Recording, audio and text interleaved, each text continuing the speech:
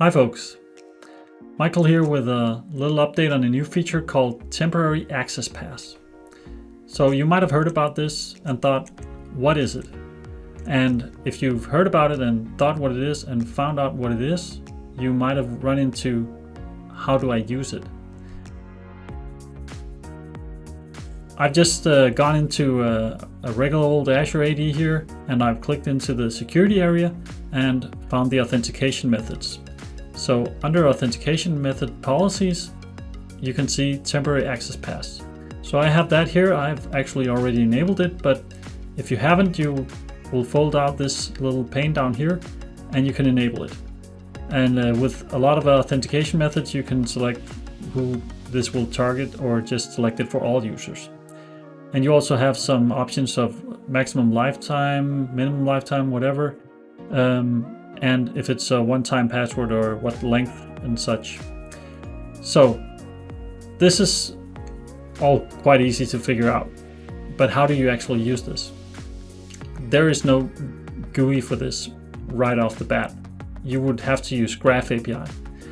But the thing is, Microsoft hasn't forgotten you. They are working on this. And actually, if you go to the preview portal, that's preview.portal.azure.com, this feature is actually enabled. So you can play around with it. So find any user, preferably not your own, because then you won't be able to do this. So I've gone in and found another user here, and I've clicked on the user's authentication methods. And the interesting thing is now I can click add authentication method and I'll have temporary access pass right here. So if I click on that, I can choose a delayed start for this password to work, and I can choose the duration of how long I'm supposed to be able to use this. So this goes to 8 hours because of the settings we had, and I can choose if it's a one-time use or whatnot.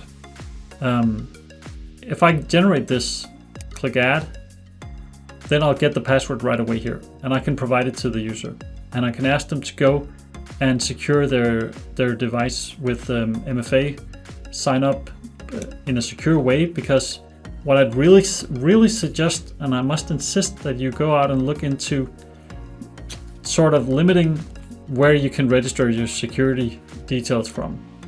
So going into my security info should be a very highly privileged task for the user, and you should try and limit it to only places you trust. So in my case, I usually try and limit it to only compliant devices or trusted locations, maybe both, but not the whole world, because there are a lot of attacks that abuse this fact and will trick the user into bypassing MFA one time and then immediately go in and register something else as their secondary authentication method. So please look into limiting where you can register this information from. So, and that's actually all there is to it. I hope you find this useful, and click subscribe and all that crazy stuff the young kids do nowadays. Cheers.